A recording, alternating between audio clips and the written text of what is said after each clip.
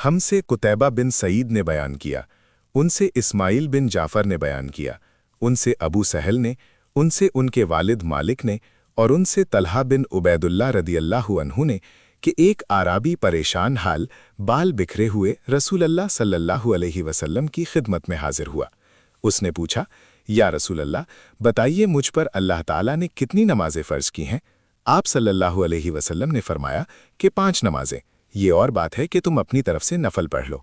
फिर उसने कहा, बताइए अल्लाह ताला ने मुझ पर रोज़े कितने फ़र्ज़ किए हैं?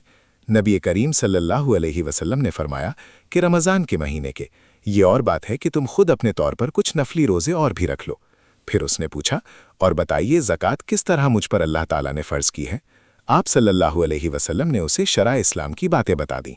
जब उस आराबी ने कहा, उस ज़ात की कसम जिसने आप सल्लल्लाहु अलैहि वसल्लम को इज़्ज़त दी, ना मैं इसमें इससे जो अल्लाह ताला ने मुझ पर फ़र्ज़ कर दिया है कुछ बढ़ाऊंगा और ना घटाऊंगा। इस पर रसूलुल्लाह सल्लल्लाहु अलैहि वसल्लम ने फरमाया, अगर उसने सच कहा है तो ये मुराद को पहुंचाया। आप सल्लल्लाहु अलैहि वसल्लम ने ये फरमाया कि अगर सच कहा